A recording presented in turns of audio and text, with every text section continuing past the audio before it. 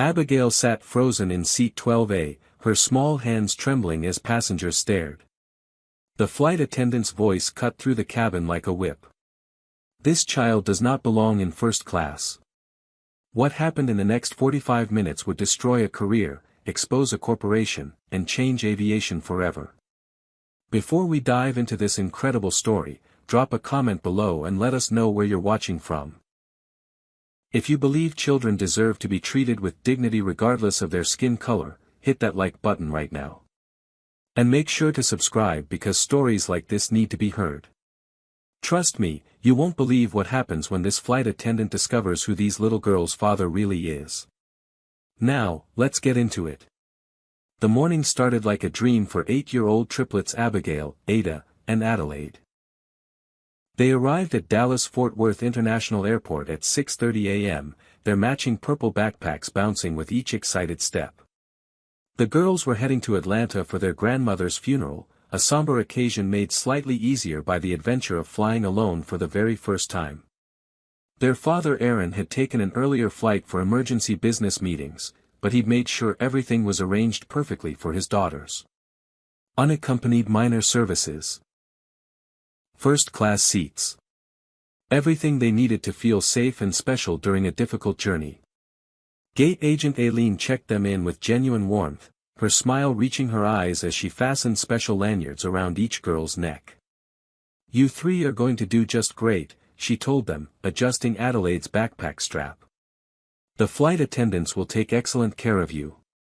The girls giggled nervously, holding hands as they walked down the jetway. This was the kind of memory their father wanted them to have. Something positive during such a sad time. Something that showed them the world could be kind. The aircraft gleamed in the early morning light as they stepped aboard. Other passengers smiled at the adorable triplets, their identical faces and coordinated outfits drawing warm chuckles and friendly waves. The girls found their seats easily. 12A, 12B, 12C. Right up front in first class, where their father had carefully selected spots by the window so they could watch the clouds together. They settled in with the careful reverence of children in a new, fancy place, smoothing their dresses and arranging their backpacks under the seats in front of them. Everything felt magical. Everything felt safe. Then flight attendant Adriana Stone appeared from the galley, her eyes scanning the cabin with practiced efficiency. Her gaze landed on the three little black girls in first class, and something shifted in her expression. The professional smile faltered. Her eyes narrowed almost imperceptibly. She approached their row with steps that seemed deliberately slow, her heels clicking against the aircraft floor like a countdown. When she spoke, her voice carried a coldness that made Abigail's stomach clench. "Are you girls sure you're in the right section?" Abigail, the boldest of the three, held up their boarding passes with a proud smile. "Yes, ma'am. Our daddy got us these seats." But Adriana took the passes and examined them with excruciating slowness, turning them over, holding them up to the light, checking them against her tablet again and again. The scrutiny felt deliberate. Performative. "These must be a mistake," Adriana finally said, her voice dripping with false concern. "Children like you don't fly first class." The words hung in the air like poison. Ada's eyes went wide. Adelaide's hand found Abigail's and squeezed tight. "Our daddy bought these tickets," Ada said quietly, her voice barely above a whisper. Adriana's smile didn't reach her eyes as she looked down at the 8-year-old. "I'm sure he did, sweetie." She walked away then, but not far. Just to the galley where she whispered urgently to another flight attendant, both of them glancing back at the girls repeatedly. Abigail felt the weight of stares from other passengers now.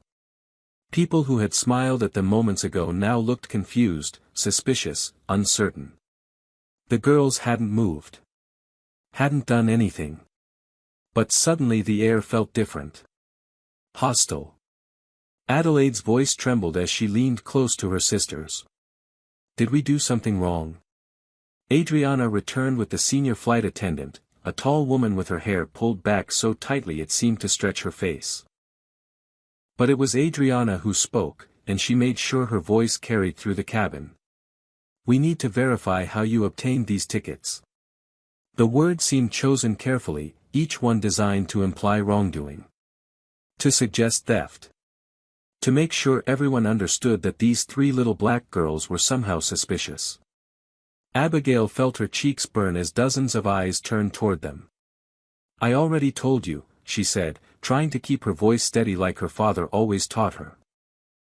"Our daddy is Aaron Mitchell. He bought them for us." Adriana actually laughed. Not a polite chuckle but a sharp, dismissive sound that cut through Abigail's attempt at dignity. "Sure he is, honey. And I'm the Queen of England." The senior flight attendant shifted uncomfortably but said nothing. Didn't intervene. Didn't stop what was happening. Adriana pressed on, emboldened by the silence. "Do you girls have identification? Proof of who you are?" Three 8-year-olds traveling to their grandmother's funeral. Of course they didn't have driver's licenses or passports. They had their boarding passes. They had their special unaccompanied minor lanyards. They had done everything right. "We don't have IDs," Abigail admitted, and she hated how small her voice sounded. "But our names are on the tickets. And the gate lady checked us in. She said everything was fine." Adriana exchanged a meaningful look with the senior flight attendant. The gate lady might have made a mistake. These tickets are very expensive. Over $600 each. That's a lot of money. The implication was clear. Where would your family get that kind of money? How could people like you afford to be here? Ada started crying quietly, tears rolling down her cheeks as she tried to hide her face. Adelaide wrapped an arm around her sister, but her own hands were shaking. Other passengers began murmuring among themselves. Some looked sympathetic. Others looked suspicious. One woman in seat 14B, a black woman named Amy, stood up abruptly. "This is absolutely unacceptable. These children have done nothing wrong." Her voice cut through the mounting tension like a lifeline. "They have valid boarding passes. They're in their assigned seats. What exactly is the problem here?" Adriana turned to her with barely concealed irritation. "Ma'am, this is a security matter. I'm going to have to ask you to sit down." But Amy didn't sit down. Instead, she pulled out her phone and started recording. "I want to document what's happening here. Three little girls being harassed for no reason except the color of their skin." Adriana's face flushed red. "You cannot film on this aircraft. Put that phone away immediately or you'll be removed as well." The threat hung in the air. Amy kept filming. "So now you're threatening me too? For documenting your discrimination?" Three other passengers voiced their agreement. A man in a business suit. An elderly couple across the aisle. People who could see what was really happening here. What this really was. The commotion drew Pilot Aiden from the cockpit. He emerged looking concerned, his uniform crisp and his expression professional. "What's going on back here?" "We're trying to prepare for takeoff." Adriana immediately shifted her tone, becoming deferential and concerned. "Sir, we have a situation with these children. They're in first-class seats, but we're having trouble verifying their tickets are legitimate." Aiden frowned and reached for the boarding passes that Abigail still clutched in her small hands. He scanned them quickly, efficiently. "These are valid first-class tickets. Purchased and confirmed. What's the issue?" Adriana's jaw tightened. "Sir, with all due respect, we need to verify they weren't obtained fraudulently. We have protocols for suspicious situations." That word again. Suspicious. Aiden's eyes moved from the tickets to the three little girls, their faces streaked with tears, their hands clutching each other. Then he looked at Adriana with an expression that suggested he understood exactly what kind of situation this really was. "On what basis are you calling this suspicious?" Adriana lowered her voice, but the cabin was quiet now. Everyone listening. Everyone watching. Look at them, sir. Do they look like they belong in first class? Their clothes are nice enough, but that doesn't mean anything these days. I've seen this before. People gaming the system. Using stolen credit cards. We have to be vigilant. The racist subtext had become simply text. No more hiding behind professionalism or protocol. Just raw, ugly prejudice spoken aloud for everyone to hear. Aiden's face hardened into something carved from stone. Stand down. Right now. These children are staying in their seats. But Adriana refused. This is my cabin, Captain. Passenger safety and security is my responsibility. I'm following proper protocol, and I'm calling ground security to handle this situation. She reached for her radio, fingers already pressing buttons. Her voice came through with artificial urgency. This is Flight Attendant Stone on Flight 2847. I need assistance removing unauthorized passengers from first class. Abigail felt her whole world collapsing. They were really going to throw them off the plane. In front of everyone. Like criminals. Like they'd done something terrible. When all they'd done was exist. All they'd done was be black children in a space where someone had decided they didn't belong. 2 security officers boarded the aircraft, their uniforms and serious expressions making everything feel even more real, even more terrifying. The lead officer, a man named Albert, walked up the aisle with measured steps. The 3 girls were standing now, pulled from their seats, their purple backpacks clutched to their chests like shields. They looked so small standing there. So vulnerable. So absolutely terrified. Adriana pointed at them as if they were evidence of a crime. These children need to be escorted off the aircraft pending verification of their tickets. Abigail's voice came out as a whisper, but in the silent cabin, everyone heard it. Please. We just want to go to Grandma's funeral. 8 years old and begging not to be treated like a criminal. 8 years old and learning that sometimes the world sees your skin before it sees your humanity. 8 years old and having that lesson delivered in the cruelest possible way. Amy's voice rose above the tension, strong and unwavering. This is wrong. This is so deeply wrong, and all of you know it. She held her phone higher, making sure the camera captured everything. The 3 little girls with their tear-stained faces. The flight attendant with her arms crossed in righteous indignation. The security officers who'd been called to remove children from a plane for the crime of being black in first class.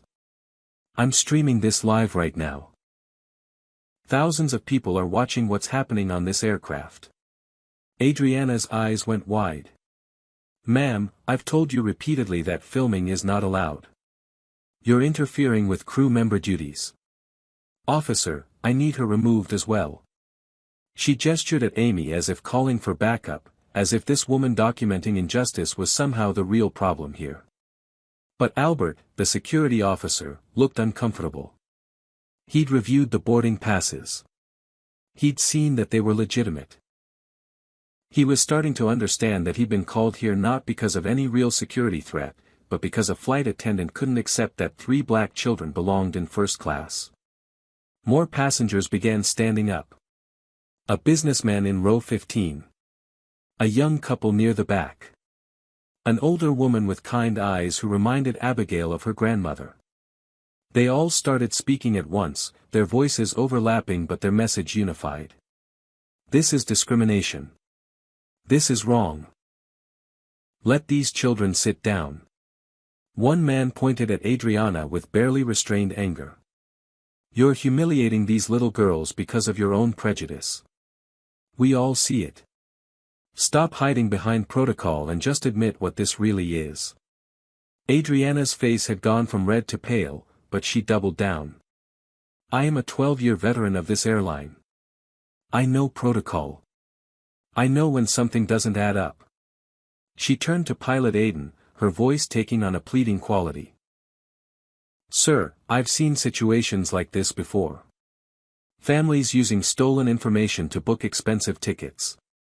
It's my job to protect the airline and our passengers. Aiden's response was ice cold. What you're doing right now is profiling 3 children. That's not protocol. That's racism. The word hung in the air. Racism. Said out loud by the captain. No more dancing around it. No more polite euphemisms. Adriana's mouth opened and closed, but no words came out. I'm not racist, she finally sputtered. I'm just doing my job. If they were white children in the same situation, I'd do the exact same thing. Amy's voice cut through from where she still stood filming. Would you though? Would you really demand identification from white 8-year-olds? Would you call them suspicious? Would you accuse them of fraud? Pilot Aiden made a decision. Everyone sit down. We're not taking off until this is resolved properly. He turned to Albert. These children have valid tickets. There is no security threat here. There is no fraud. They stay in their seats. Albert nodded slowly, relief visible on his face that someone in authority was finally making the right call. But Adriana wasn't done. She couldn't seem to stop herself, couldn't seem to see that she was destroying herself with every word. Captain, I must protest. This sets a dangerous precedent. If we don't verify suspicious ticketing, it encourages more fraud. What makes it suspicious? Aiden demanded. Tell me specifically. What about these 3 well-dressed, well-behaved children with valid boarding passes and unaccompanied minor credentials makes them suspicious? The question hung there. Everyone waited for Adriana's answer. She looked around the cabin, seeming to realize for the first time that she'd lost the room. That every passenger was looking at her with disgust or disappointment or anger. That her colleagues were backing away from her. That she'd said too much, revealed too much of what really drove her actions. Their tickets cost over $600 each, she said weakly. That's $1,800 for 3 children. Most families can't afford that. Amy's laugh was bitter. So poor families can't fly first class. That's your argument? Or are you saying black families specifically can't afford it? Adriana's silence was answer enough. Abigail watched all of this happening around her, feeling disconnected from her own body. Part of her couldn't believe this was real.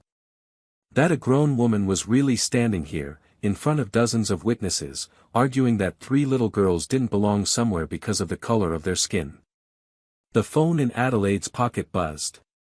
Then again. And again.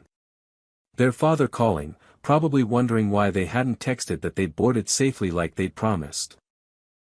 But Adriana had told them no phone calls. Had said they couldn't contact anyone until this was sorted out. Now Adelaide pulled out the phone with shaking hands. It's our daddy.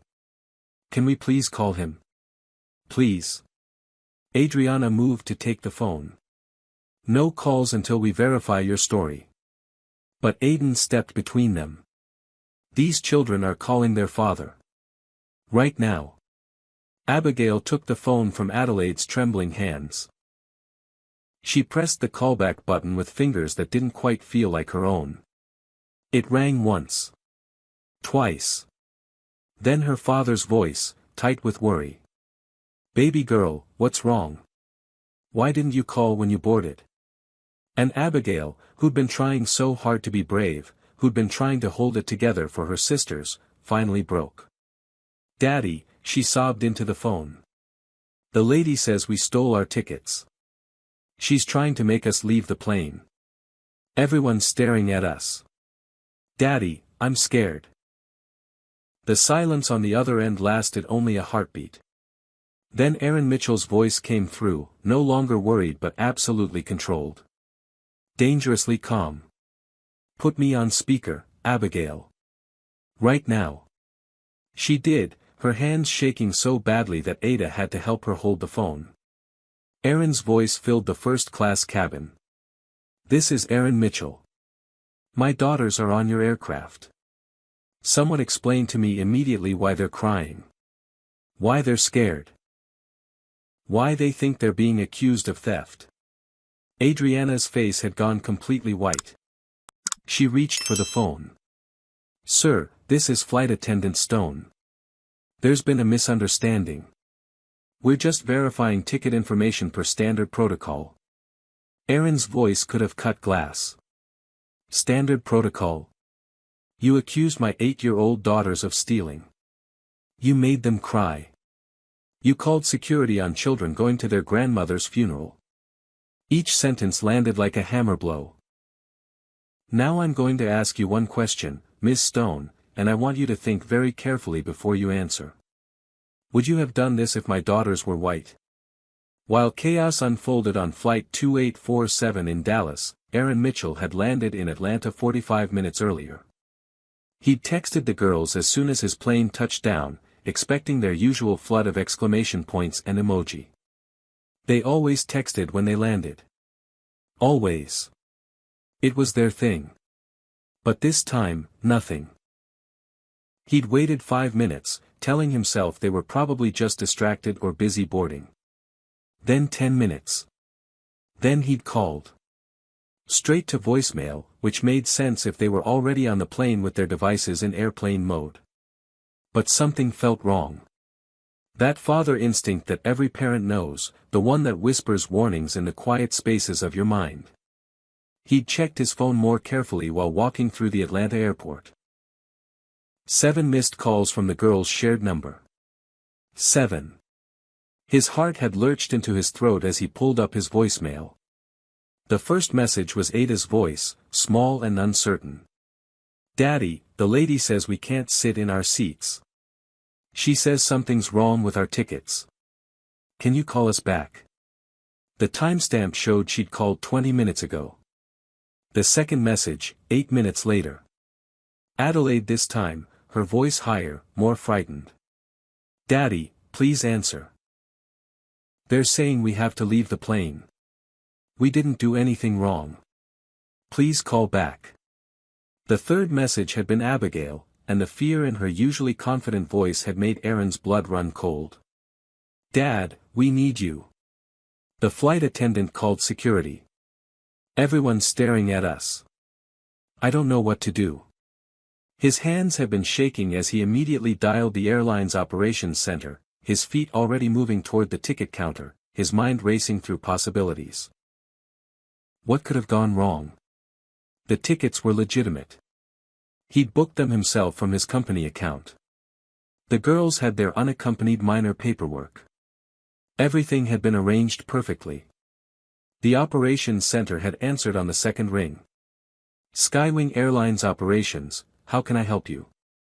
Aaron's voice had been tight, controlled. This is Aaron Mitchell.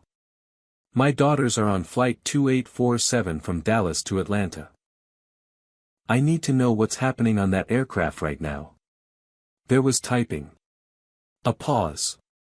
Sir, let me pull up that flight. I'm showing a departure delay due to a passenger issue, but I don't have specific details. Is there a problem with your daughter's reservations? Aaron's patience had snapped. There's a problem with my daughters being terrified. They've left me 3 voicemails saying security was called, that someone's trying to remove them from the plane. I need answers now.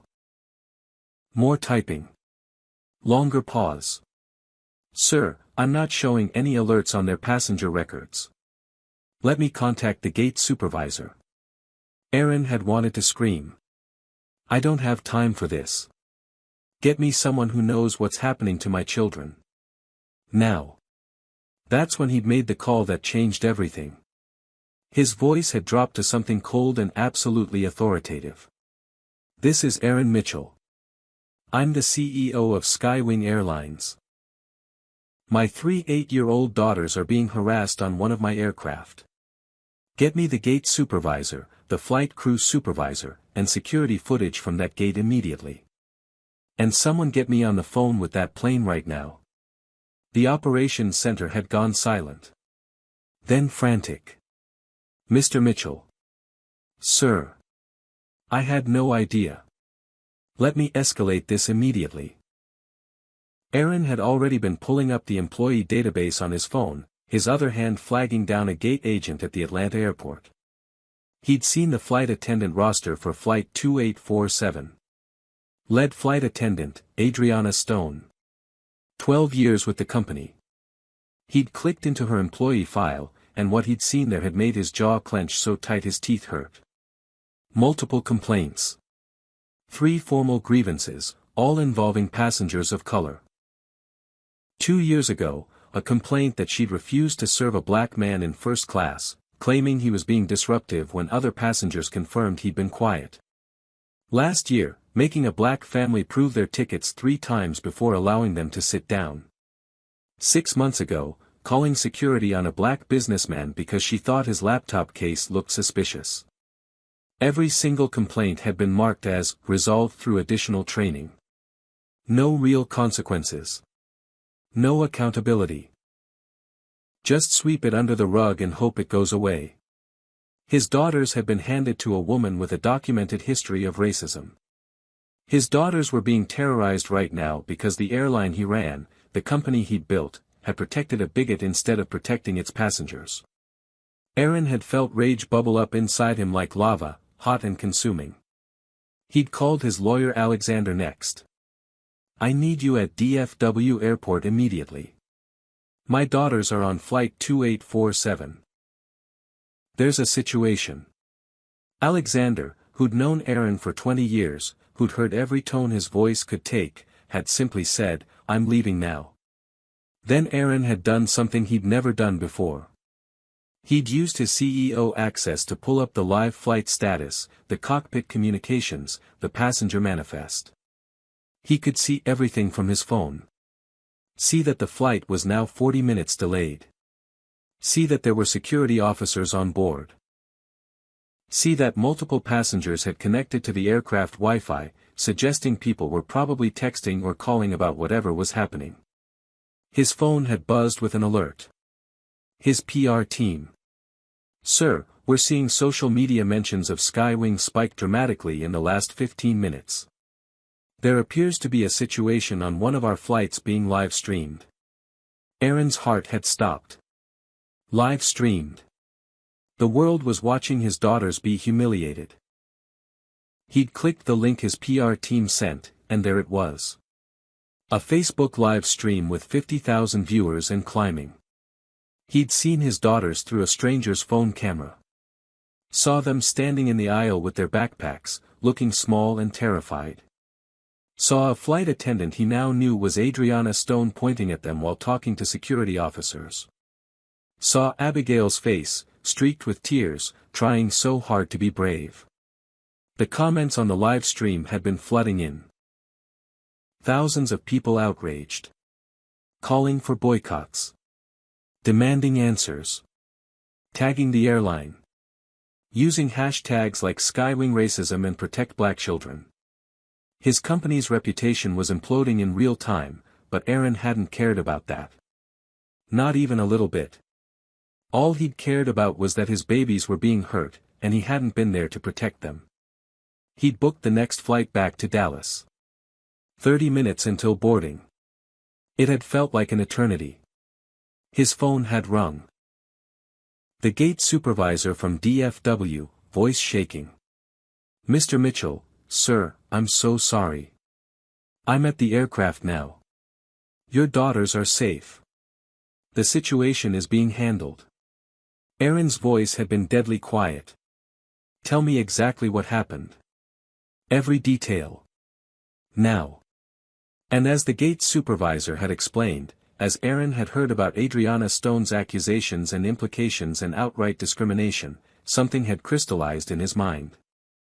This ended today. Not with apologies. Not with vouchers. Not with sweeping it under the rug. This ended with accountability. Now let me ask you something. If you were in Aaron's position, if these were your children being treated this way, how would you respond? Comment number 1 if you think immediate termination is justified, or comment your thoughts on how companies should handle racism in the workplace.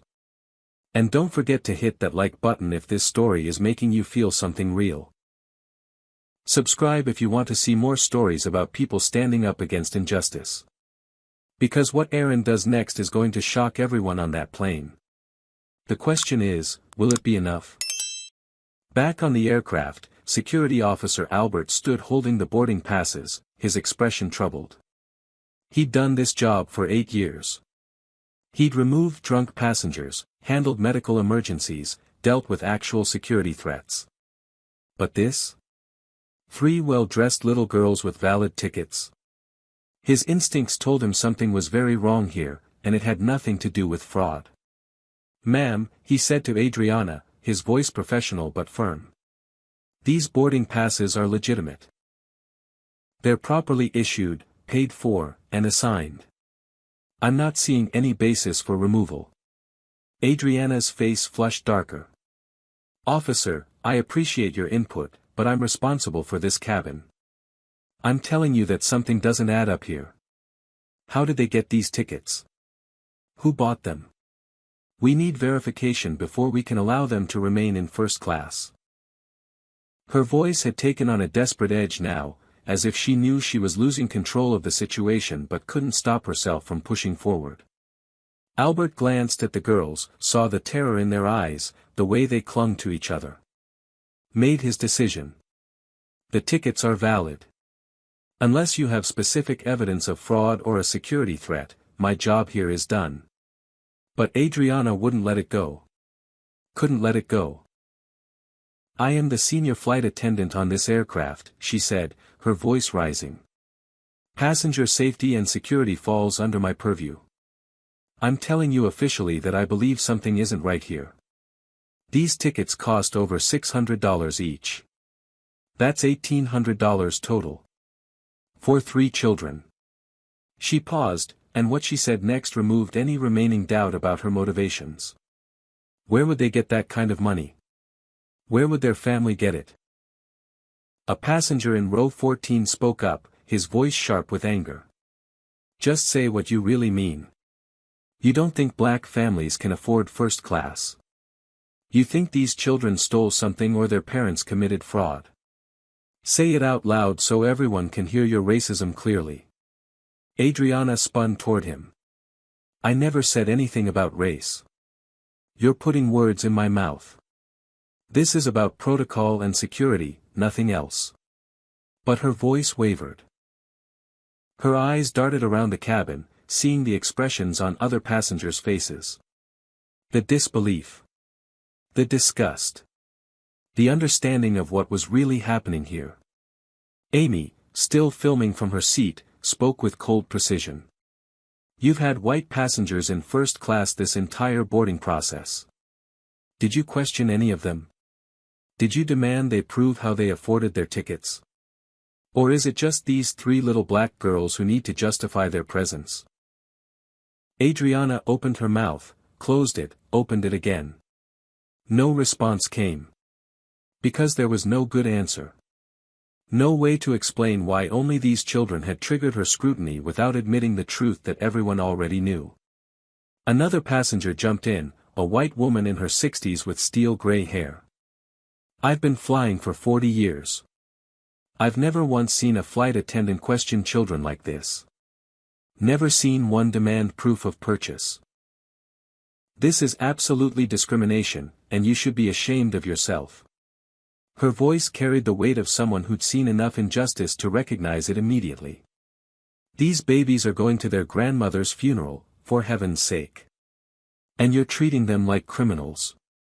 Abigail found her voice again, steadier now with so many passengers defending them. "Our father is Aaron Mitchell. He works for this airline. He bought our tickets because he wanted us to be comfortable. We didn't steal anything. We didn't do anything wrong."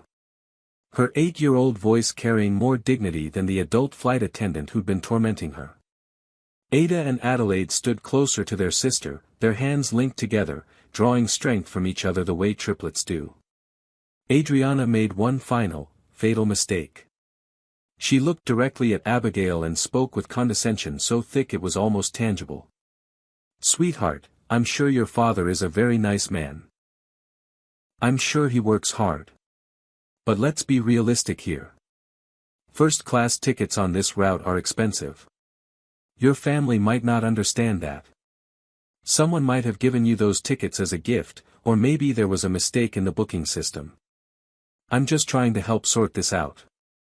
Every word dripped with the implication that these children and their family couldn't possibly belong in this space.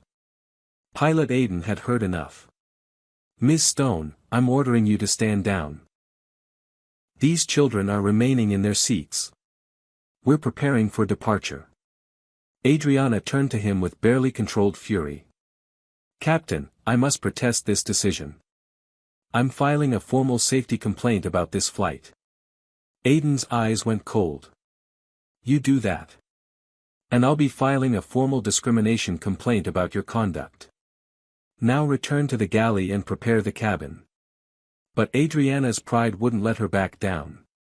Not in front of all these passengers. Not after she'd committed so fully to her position. I'm calling the airport police, she announced, reaching for her phone.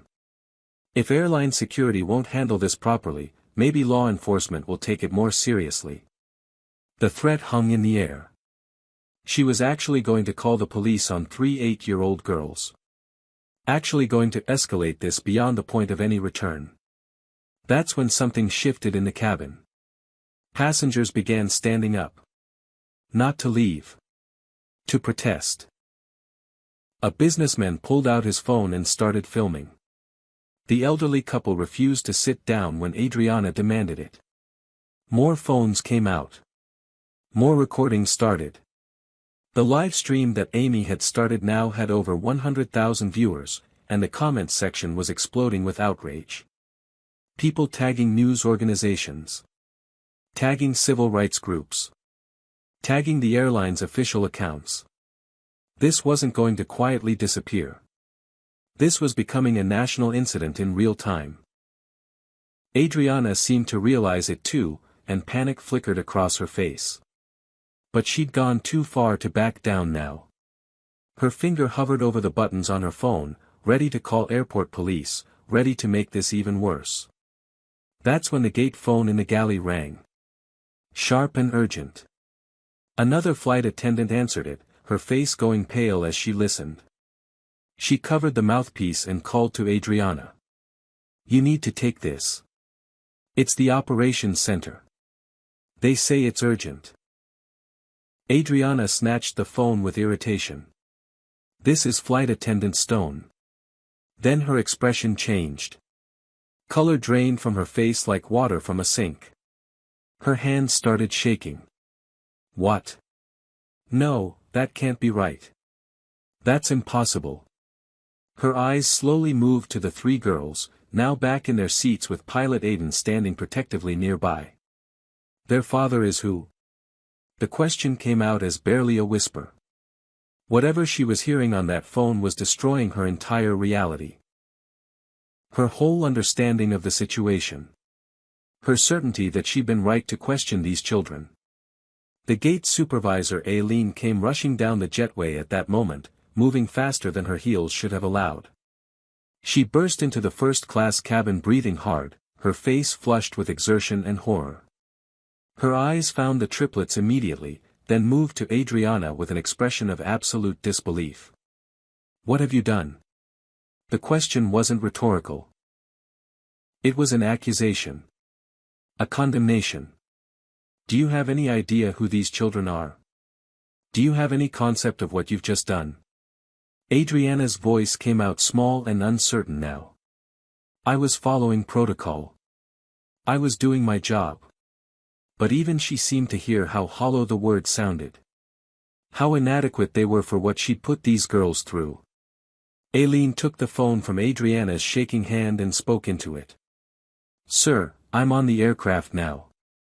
The children are safe. The situation is contained. A pause. Yes, sir. I understand. Right away, sir. She ended the call and looked at Adriana with something like pity. Their father is Aaron Mitchell. Our CEO. The words seemed to echo in the sudden silence. Our CEO. The man who owned this airline. The man who signed everyone's paychecks. The man who had the power to fire every single person involved in this disaster. And his 3 8-year-old daughters had just been terrorized by one of his own employees. Adriana grabbed at the seat back next to her for support. That's not possible. The CEO has daughters. I didn't know. How could I know? But everyone could see the truth. That even if she hadn't known who their father was, it shouldn't have mattered. These children should have been treated with dignity regardless. At Skywing Airlines corporate headquarters, located just 15 miles from the airport, the crisis management team had assembled in record time. 20 people crammed into the executive conference room, all of them staring at the same live stream playing on the wall-mounted screen. 175,000 viewers now. The number climbed as they watched. Comments flooded in faster than anyone could read them. Calls for boycotts. Threats of lawsuits. Passengers vowing never to fly Skywing again. The airline's carefully cultivated reputation crumbling in real time. The head of public relations paced frantically. We need a statement. We need it now. Every news outlet in the country is picking this up. But the head of legal shook his head. We can't make a statement until we know all the facts. Until we've completed an investigation. Someone else jumped in. Investigation? The facts are streaming live to the entire country. We're watching a flight attendant racially profile 3 children. What more do we need to investigate? That's when someone thought to check the passenger manifest more carefully. A junior PR associate, fresh out of college, who'd been frantically gathering information. Her voice cut through the argument. Oh my God. Oh my God, those girls. Their emergency contact is listed as Erin Mitchell. Someone snapped at her. So what? Mitchell is a common name. The young woman's hands shook as she pulled up the full record. Erin Mitchell. Same address as our CEO's home address. Same phone number. The room went completely silent. Those are the CEO's daughters. Chaos erupted. People shouting over each other. Phones ringing off the hook. Someone was already pulling up Adriana Stone's employee file, reading her history of complaints aloud to the horrified room. Others were trying to calculate the damage. Financial. Reputational. Legal. But all of it was secondary to the immediate reality. Their CEO's children had been terrorized by their own employee, and the entire world had watched it happen. Where's Mitchell now? Someone demanded. Someone get him on the phone. But Erin Mitchell wasn't answering calls from headquarters. He was standing at the gate in Atlanta, watching the live stream on his own phone while waiting to board the flight back to Dallas. Every muscle in his body was tense. Every instinct screamed at him to do something, fix this, protect his daughters. But they were 800 miles away, and all he could do was watch and wait and let the fury build inside him like a storm gathering strength. His phone buzzed with another call from the executive team. He ignored it. There would be time for them later. Right now, his only focus was his daughters. Back on the aircraft in Dallas, Aileen tried to restore some order. She approached the triplets gently, crouching down so she was at their eye level. Girls, I'm so deeply sorry this happened to you. Your father is on the phone with us. He wants to talk to you. She held out her phone, and Abigail took it with trembling hands. Put it on speaker so her sisters could hear. Daddy? Her voice broke on the word. Erin's voice came through, and despite everything, it was steady. Calm. The voice of a father who would not let his children see his rage, only his love. I'm here, baby girl. All 3 of you, I'm here. We didn't do anything wrong, Adelaide said, her voice small and hurt. We showed her our tickets. We told her you bought them. But she didn't believe us. Aaron's breath came sharp over the line. I know, sweetheart. I know. And that's on her, not on you. You did everything right. You were brave and strong, and I'm so proud of you. Ada spoke up next, her voice wobbling. Is she going to make us leave? Are we in trouble? The question gutted him. His 8-year-old daughter asking if she was in trouble for being discriminated against. No, baby. You're not in trouble. You're never going to be in trouble for this. The lady who said those things to you. She's the one who made a mistake. A very big mistake. Aaron paused, choosing his next words carefully. Is she still there? Can she hear me? Abigail looked up at Adriana, who stood frozen near the galley, her face ashen. Yes, Daddy. She's right here. Aaron's voice changed then. Became the voice of a CEO. Of a man with power and every intention of using it. Put me on the cabin speaker system. Aileen moved quickly to comply, connecting Aaron's call to the aircraft's PA system. His voice filled the entire first-class cabin, clear and commanding. Every passenger fell silent. Every crew member stopped moving. This is Aaron Mitchell. I'm the CEO of Skywing Airlines, and I'm also the father of the 3 little girls in seats 12A, B, and C. A pause. Let that sink in. Let everyone understand exactly what had happened here. My daughters are 8 years old. They're flying alone to their grandmother's funeral. I bought them first-class tickets because I wanted them to be comfortable during a difficult journey. Another pause. Longer this time. What has happened on this aircraft today is inexcusable. It's unconscionable. And it ends right now. His voice remained calm, but there was steel beneath every word.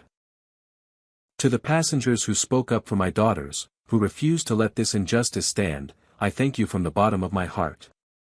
You showed them that there are good people in the world. People who do the right thing even when it's uncomfortable. Scattered applause broke out among the passengers. Amy wiped tears from her eyes, still holding her phone, still streaming everything. To my flight crew and gate staff who tried to intervene, thank you as well. Then Aaron's voice sharpened. But to the flight attendant responsible for this incident, I have something different to say. Adriana seemed to shrink where she stood. Ma'am, I've reviewed your employment file. This isn't your first complaint. This isn't even your second or third. You have a documented history of targeting passengers of color. Of making them prove they belong. Of treating them as suspicious for no reason other than the color of their skin. The cabin was so quiet now that the hum of the aircraft's electrical system seemed loud. I've seen your messages in the crew chat groups. I've seen what you really think about the passengers you're supposed to serve. Someone in corporate had clearly sent him everything. Every screenshot. Every complaint. Every piece of evidence that Adriana Stone had been allowed to continue harassing passengers for years. You made my 8-year-old daughters cry. You made them feel like criminals. You tried to have them removed from a plane for the crime of being black in first class. Adriana's voice came out as a desperate whisper, but the open phone line caught it. Mr. Mitchell, please. I didn't know they were your daughters. If I'd known. Aaron cut her off, his voice sharp as a blade. If you'd known. So if they were someone else's daughters, someone without power or position, this would have been acceptable. The problem isn't that you did this to my children specifically. The problem is that you did this at all. To anyone. Ever. I can change, Adriana pleaded.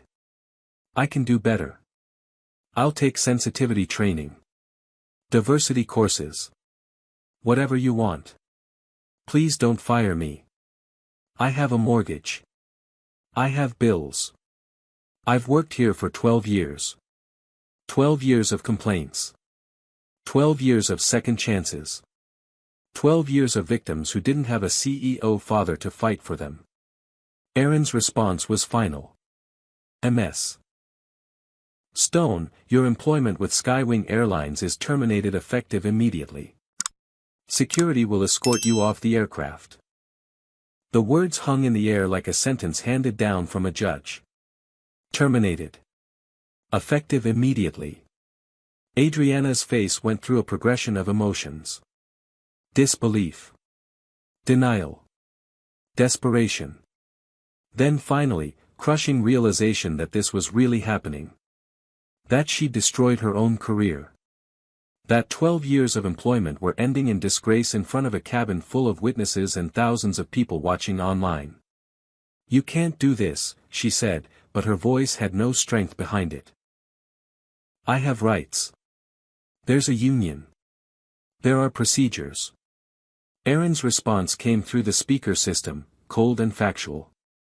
You violated company policy. You discriminated against passengers based on race. You created a hostile environment. You brought this airline into national disrepute.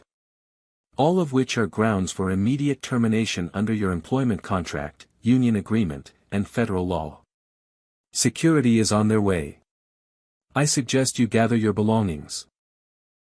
The finality in his voice left no room for negotiation or appeal. This wasn't a discussion. It was a done deal. Other flight attendants stood back, creating distance between themselves and Adriana. Not wanting to be associated with her. Not wanting to share in her disgrace. One of them, a younger woman named Claire, stepped forward hesitantly. Sir, this is Claire Martinez, junior flight attendant on this crew. I want to apologize on behalf of those of us who should have intervened sooner. I should have stopped this. I knew it was wrong, but I didn't speak up, and I'm so sorry. Her voice cracked with genuine remorse. Aaron's response was gentler. Ms. Martinez, I appreciate your apology. We'll be reviewing everyone's conduct in this situation, but I recognize that standing up to a senior colleague takes courage. What I need from you and the rest of the crew now is to take care of my daughters. Make sure they feel safe. Make sure they know they're valued and welcome. Can you do that? Claire moved immediately toward the girls, her eyes wet with tears. Yes, sir. Absolutely, sir. Girls, I'm so sorry this happened. Would you like some juice? Or maybe some cookies? Abigail looked at her sisters, then back at Claire. Can we still sit in our seats? Are we allowed to stay? The question broke hearts throughout the cabin. That she even had to ask. That after everything, she still wasn't sure if she belonged there. Claire knelt down and looked the girls in the eyes. These are your seats. You absolutely belong here. You belong anywhere you want to be. And I'm going to personally make sure the rest of this flight is wonderful for you, okay? Security Officer Albert, who'd been standing quietly through all of this, finally moved toward Adriana. Ma'am, I need you to come with me. Adriana looked around wildly, as if searching for someone to intervene. Someone to save her. But there was no one. Even the senior flight attendant who'd initially backed her up had disappeared into the galley, wanting nothing to do with this disaster. Adriana's hands shook as she gathered her things. Her phone. Her crew badge. The small rolling suitcase that flight attendants carry. As Albert guided her toward the aircraft door, Adriana made one last attempt. She turned back toward the girls, tears streaming down her face now. I'm sorry. I'm so sorry. I didn't mean to hurt you. I was just trying to do my job. But Ada buried her face in Abigail's shoulder, refusing to look at the woman who terrified her. Adelaide stared straight ahead, her jaw set in a way that looked eerily like their father's. And Abigail, the bravest of the three, met Adriana's eyes and spoke with a clarity that silenced everyone. You weren't doing your job. You were being mean because of how we look. That's not a job. That's just being a bad person. Adriana flinched as if she'd been slapped. Opened her mouth to respond. But what could she say? An 8-year-old had just distilled the entire situation down to its essential truth with more honesty than any adult had managed. Albert placed a gentle but firm hand on Adriana's elbow. "Ma'am, it's time to go." As they walked up the jetway, passengers began to applaud. Slowly at first, then building. Not celebrating Adriana's firing exactly, but affirming that justice had been done. That accountability had been enforced. That the right thing had finally happened. Aaron was still on the speaker. "I want to address everyone on this aircraft and everyone watching online. What happened today is unacceptable. But it's also not unique. This kind of discrimination happens constantly. Usually without witnesses. Usually without consequences. Usually the victims are told to be quiet, given a voucher, and sent on their way." His voice intensified. "That ends now. I'm ordering a complete review of every discrimination complaint filed against Skywing employees in the past 5 years. Every single one will be reinvestigated. Any employee found to have engaged in racial profiling or discrimination will be terminated. No exceptions. No second chances. This is not who we are, and I will not tolerate it." Amy spoke up from her seat, her phone still recording. "Mr. Mitchell, I'm Amy Washington. I filmed this entire incident and streamed it live. I want you to know that your daughters were incredibly brave. And I hope this is the beginning of real change in the airline industry." Aaron's voice softened. "Ms. Washington, thank you for documenting what happened. Thank you for speaking up when you saw injustice. I hope you'll keep holding us accountable. All of us need people like you to make sure we do better." The pilot Aiden spoke next. "Sir, this is Captain Aiden Rodriguez. I apologize for not intervening sooner. I should have shut this down the moment I saw what was happening." Aaron considered this. "Captain, you did intervene. You stood up to a crew member and protected my daughters when it became clear what was really happening. I'm grateful for that. But you're right that it should have happened sooner. We all need to be faster to recognize discrimination. Faster to stop it. That's a lesson for everyone, including me." Another voice from the cabin. The elderly woman who'd spoken up earlier.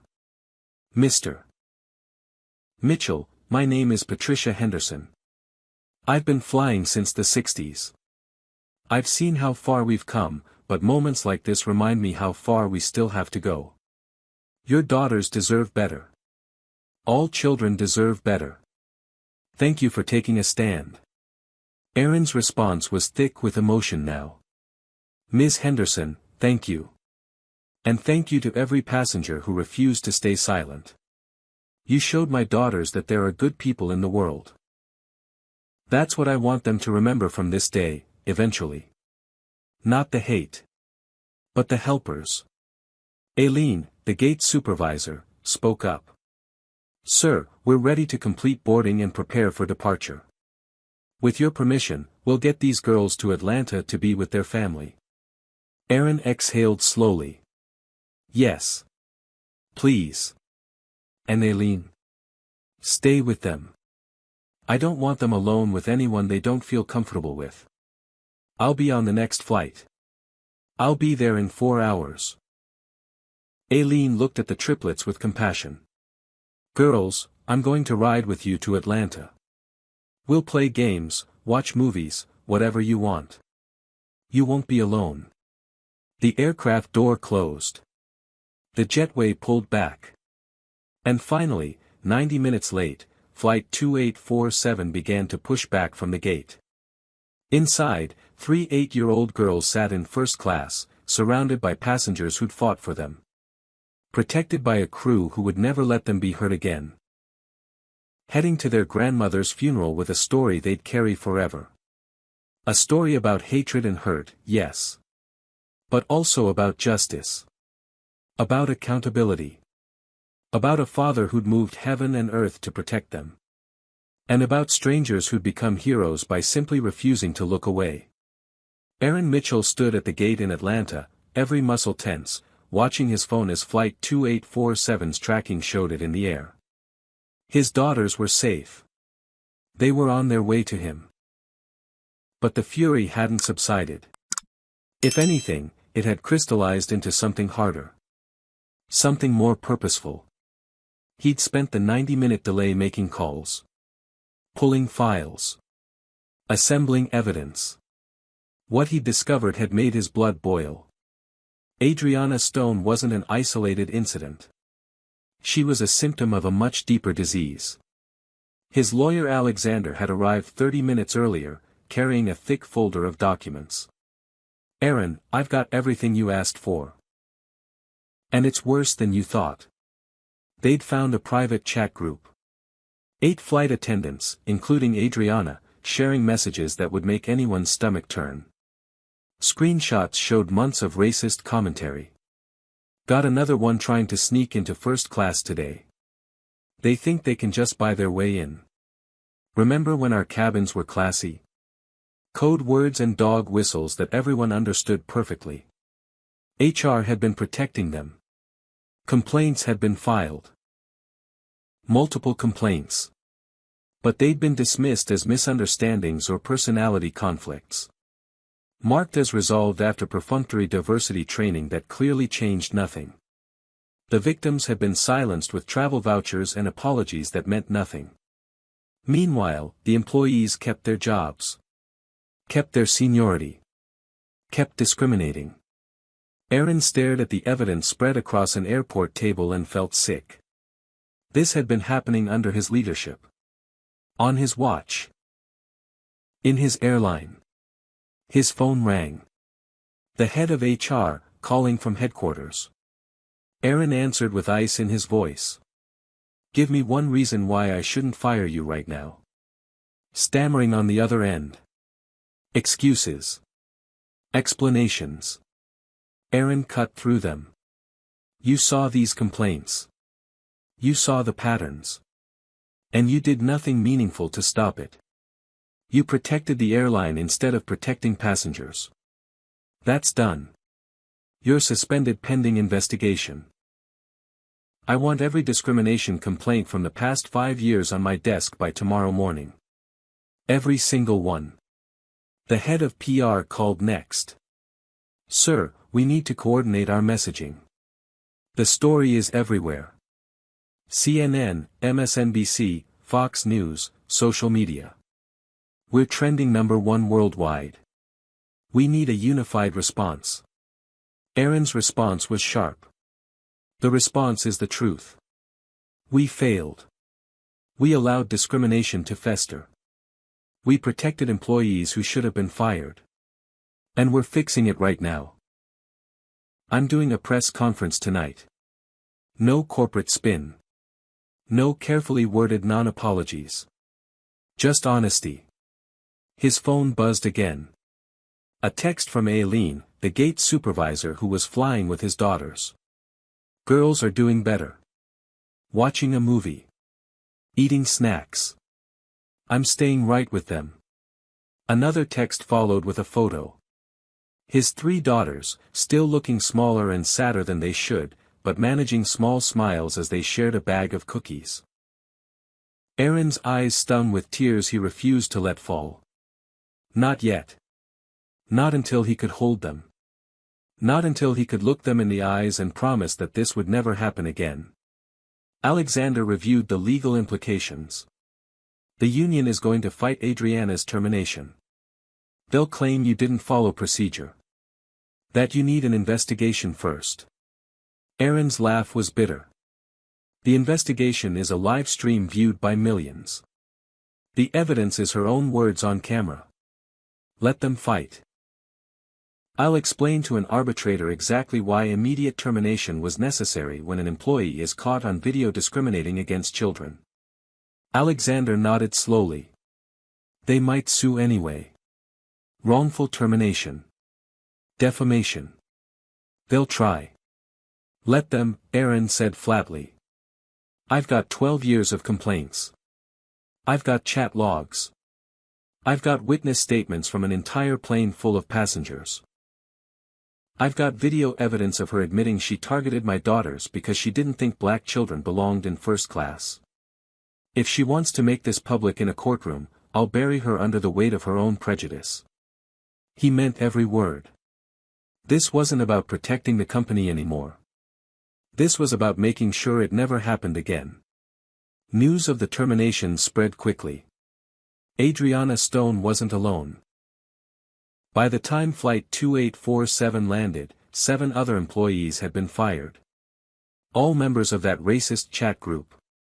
All with histories of complaints. All finally facing consequences for years of discrimination.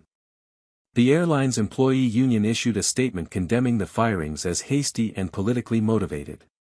Aaron issued his own statement in response. These employees were not fired for political reasons. They were fired for racism. If the union wants to defend that, they're welcome to try. Social media exploded with reactions. Some praised Aaron's swift action. Others claimed he was only responding because they were his daughters, that he wouldn't have cared otherwise. Aaron read those criticisms and felt the sting of truth in them. Would he have found out about this pattern without his daughters being the victims? How many other passengers had suffered while he was focused on stock prices and expansion plans? The question haunted him, and he knew it would for a long time. Flight 2847 touched down in Atlanta at 2:15 p.m., 3 hours late. Aaron was waiting at the gate, pacing, unable to stand still. The jetway door opened. Passengers began emerging. And then he saw them. His 3 daughters, still holding hands, walking with Aileen beside them. Their eyes found him immediately, and whatever composure they'd been maintaining shattered. They ran. He ran. They collided in the middle of the gate area, and Aaron dropped to his knees, gathering all 3 girls into his arms. They cried. All 4 of them. Great heaving sobs that released hours of fear and pain and confusion. Other passengers walked around them, giving them space, giving them this moment. Aaron held his daughters like he'd never let go. Whispered into their hair. "I'm so sorry. I'm so sorry I wasn't there. I'm so sorry that happened to you. You're safe now. Daddy's got you. I've got you." Ada's voice was muffled against his shoulder. "Are we in trouble?" The question destroyed him all over again. "No, baby. No. You're not in trouble. You'll never be in trouble for this." Abigail pulled back enough to look at her father's face. "Did you fire that lady?" Aaron nodded. "I did. She can't hurt anyone else now." Adelaide spoke quietly. "Good. She was mean. She made us feel bad for no reason." Aaron touched each of their faces, memorizing this moment. "You girls were so brave. You stood up for yourselves. You told the truth. I'm proud of you. But you shouldn't have had to be that brave. You shouldn't have had to defend yourselves for existing." They stayed there for long minutes, just holding each other. Finally, Aileen gently touched Aaron's shoulder. "Sir, there are reporters gathering outside. You might want to use the private exit." Aaron looked up at her. "Thank you for taking care of them. For flying with them. I won't forget it." Eileen's eyes were red. "Those girls are special. What they went through today, what they handled with such grace, it reminded me why I do this job. To make travel better. To make people feel safe. I'm sorry we failed them." Aaron stood, keeping his daughters close. "Let's go to Grandma's house. That's why we came." But Abigail tugged his hand. "Daddy, can we go talk to those reporters? We want to tell them what happened. We want other kids to know they don't have to be scared to speak up." Aaron looked down at his 8-year-old daughter, this fierce little person who'd been terrorized just hours ago and was already thinking about helping others. Pride swelled in his chest even through the pain. "Are you sure? You don't have to." Ada nodded. We want to. So it doesn't happen to other kids. Adelaide added quietly. And so the lady knows she was wrong. Not just fired wrong. But really wrong. Aaron considered this. Looked at Alexander, who nodded slowly. If they want to do it, let them. Their voices matter more than ours right now. So Aaron led his daughters toward the main terminal, toward the cluster of cameras and reporters who'd been tracking the story all day. Toward a moment that would define not just this day, but the days and months to come. The reporters surged forward when they appeared. Aaron held up a hand.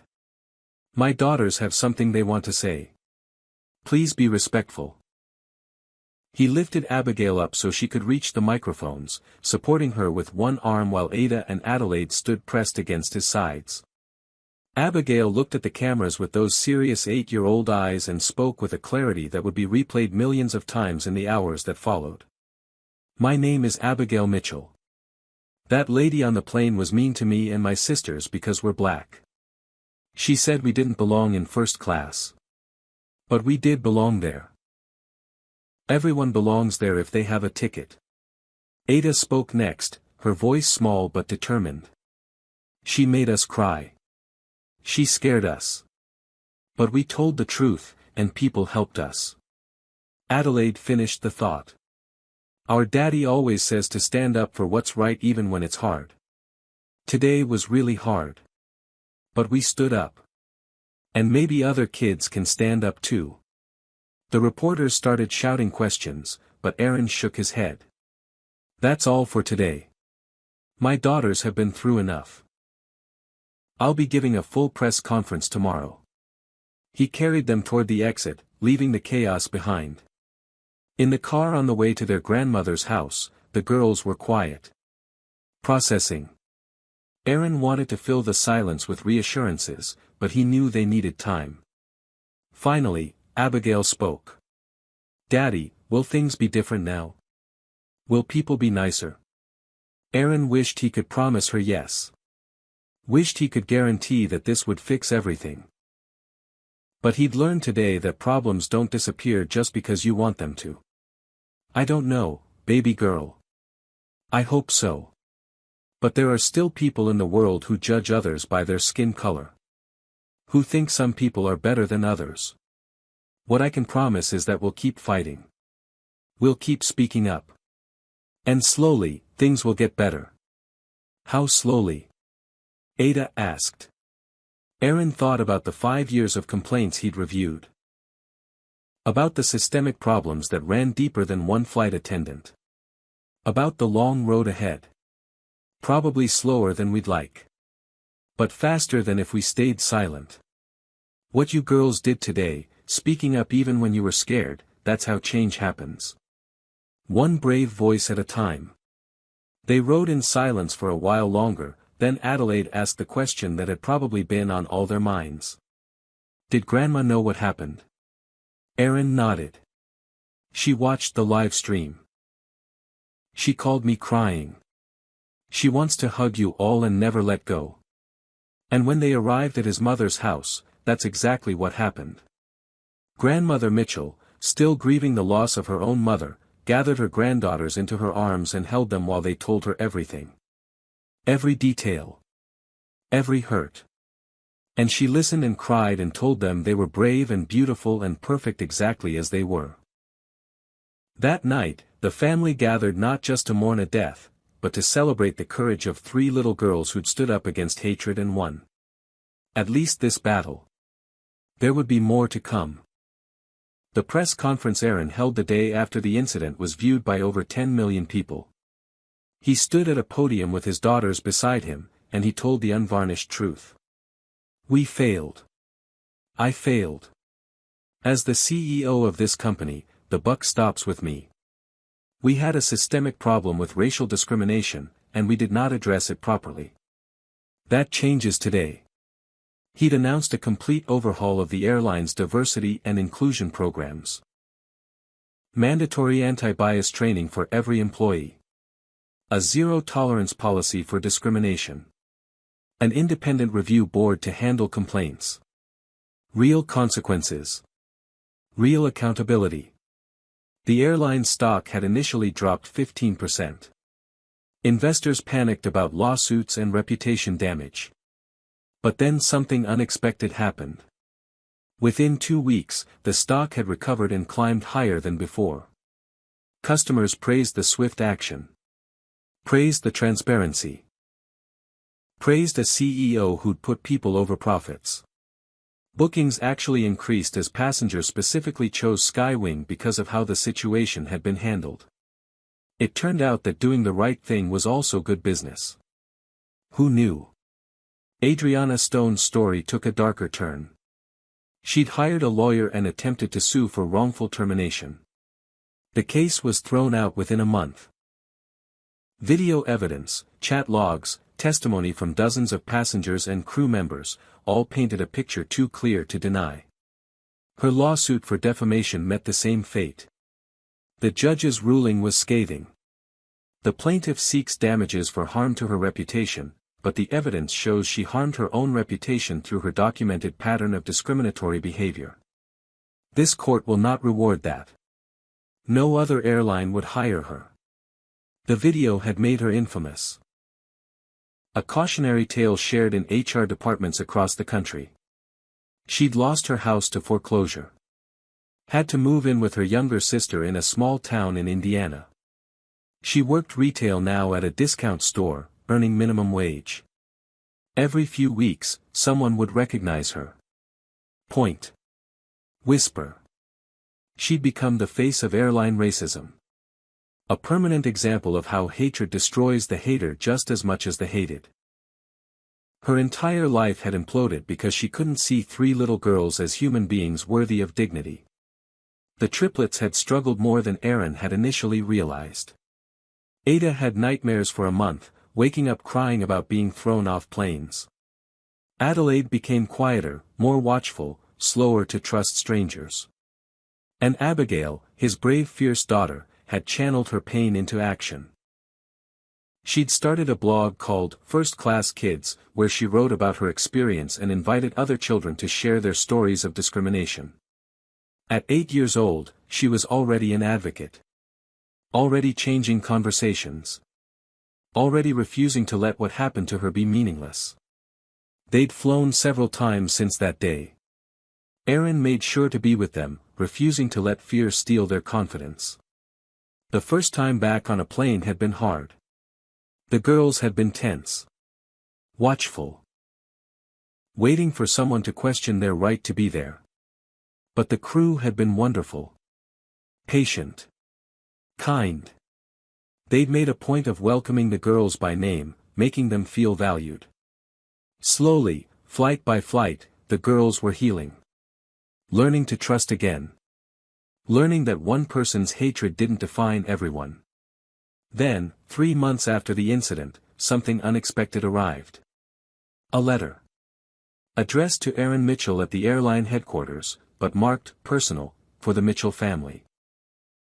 Erin had opened it carefully, suspicious of what it might contain. Hate mail had been common in the first few weeks. Death threats from people who thought he'd gone too far, that he should have protected his employee. He'd turned all of those over to security and tried not to let his daughters know they existed. But this letter was different. It was from Adriana Stone. 5 handwritten pages. Erin had almost thrown it away without reading it, but something made him pause. He'd sat down in his office, door closed, and read. The letter didn't start with an apology. It started with a confession. I want to tell you about the house I grew up in. About parents who taught me that people who looked different were dangerous. That they were less than. That our kind and their kind should stay separate. She wrote about childhood lessons taught through casual slurs and fearful warnings. About never questioning those lessons because everyone she knew believed the same things. About carrying those beliefs into adulthood like inherited china, precious and unexamined. I never thought I was racist, she wrote. I thought I was just being practical. Just being careful. Just protecting standards. I didn't see what I was really doing until I'd lost everything. The letter continued. When I saw 3 black children in first class, I didn't see children. I saw a challenge to the order I believed in. A disruption of how things should be. And I acted to restore what I thought was right. I genuinely believed I was doing my job. That should terrify you as much as it now terrifies me. She described losing her career. Her house. Her sense of self. But the worst part wasn't the material loss.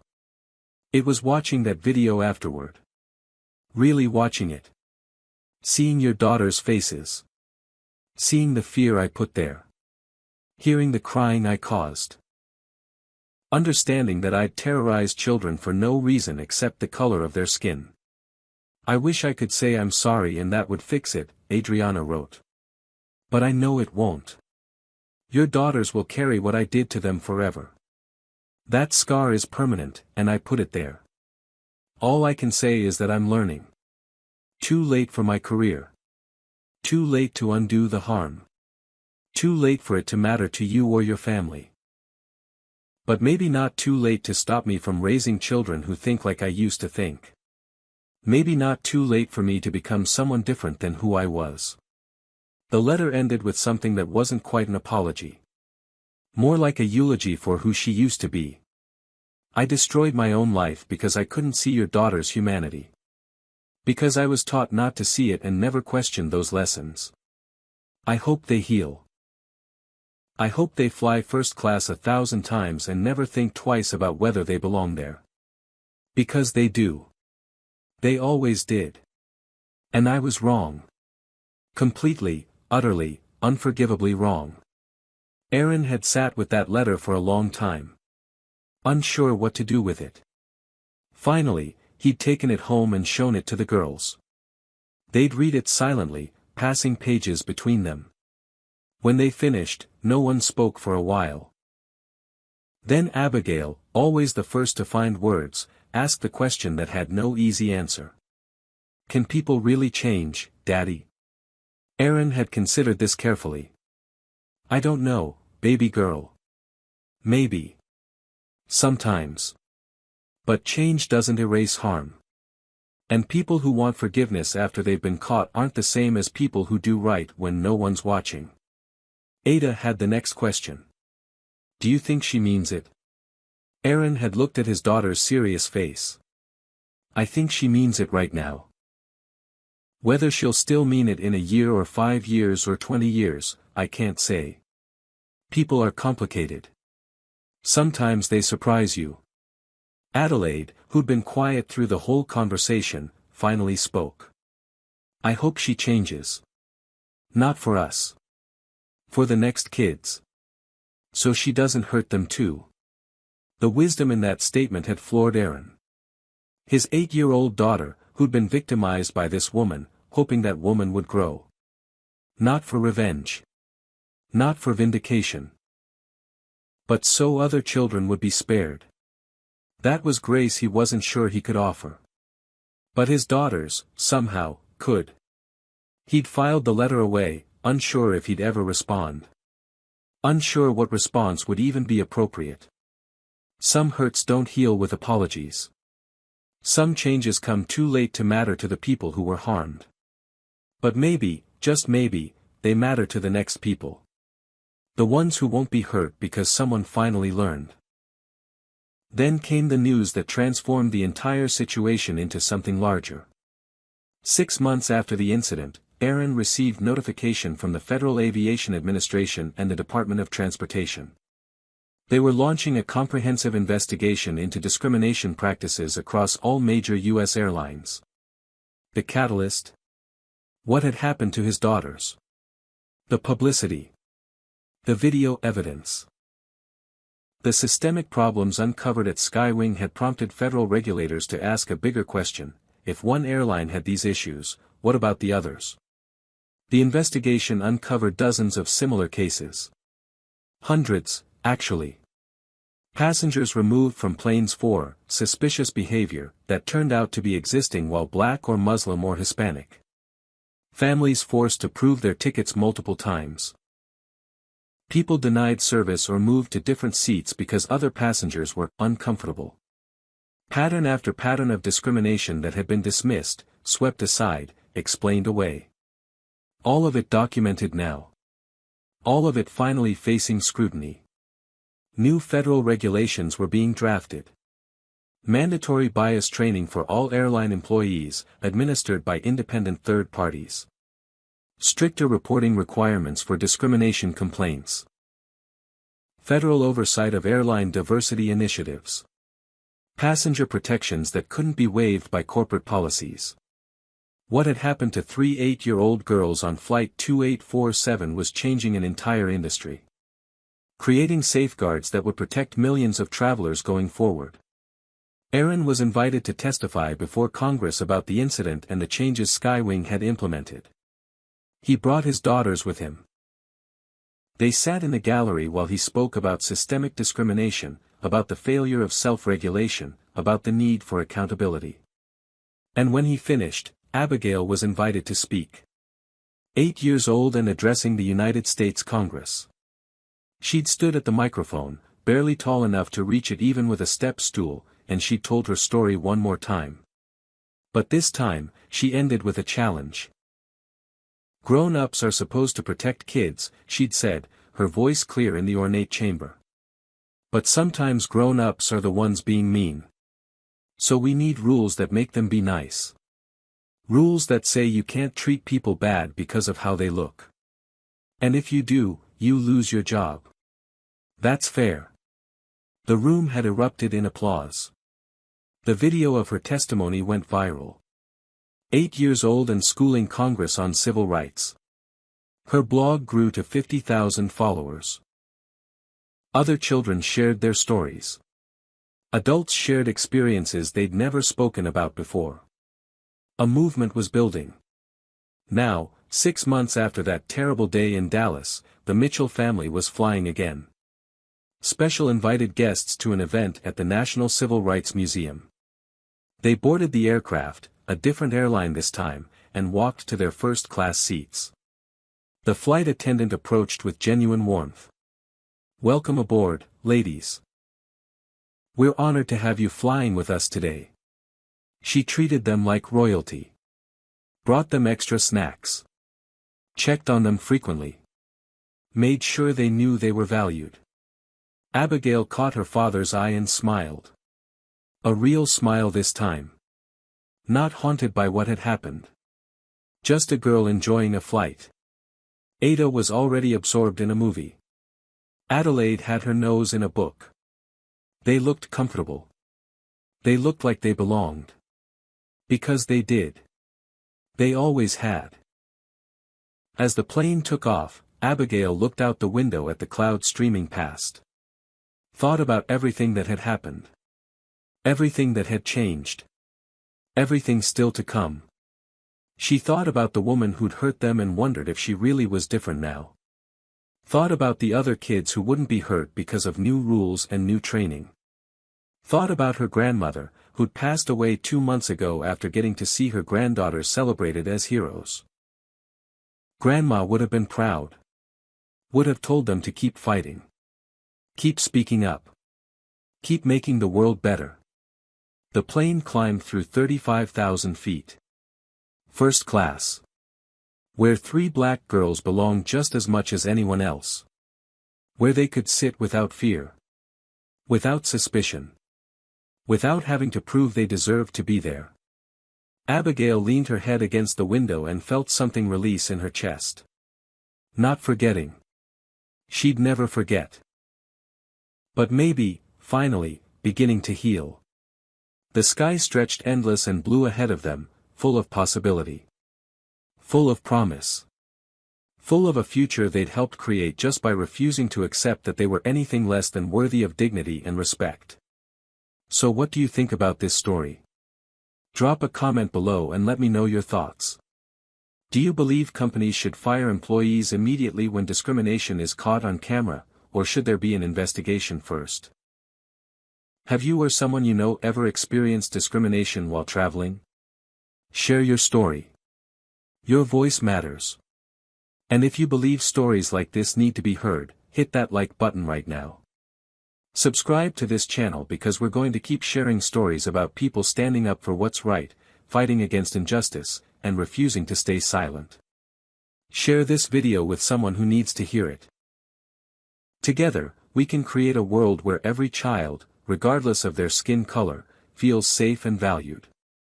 Thank you for watching. Thank you for caring. And remember, change happens when good people refuse to look away. Until next time, take care of each other out there. This story reveals uncomfortable truths about discrimination that still permeate our institutions.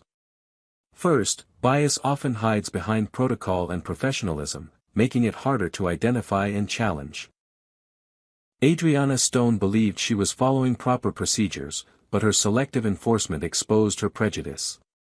Second, silence enables injustice. The passengers who spoke up, who filmed, who refused to look away, transformed a private humiliation into public accountability. Their courage mattered as much as the CEO's power. Third, systemic problems require systemic solutions. Firing one employee wasn't enough. Real change demanded examining complaints that had been dismissed, patterns that had been ignored, and structures that protected discriminators instead of victims. Fourth, children's voices carry profound moral authority. Abigail, Ada, and Adelaide didn't just survive their ordeal, they became advocates for others facing similar injustice. Their willingness to speak publicly accelerated change in ways adult testimony might not have. Finally, accountability must be swift and transparent. Aaron Mitchell's immediate action sent a clear message that discrimination would not be tolerated, investigated away, or quietly settled. His refusal to protect the company's image over his daughter's dignity established a new standard. These lessons extend beyond airlines to every institution where power imbalances and prejudice intersect. Change requires courage, transparency, and the willingness to face uncomfortable truths about ourselves and our organizations. What would you have done if you witnessed this happening? Would you have spoken up like those brave passengers, or would fear of confrontation have kept you silent? Drop a comment below and share your thoughts honestly. Have you or someone you love ever experienced discrimination that others ignored?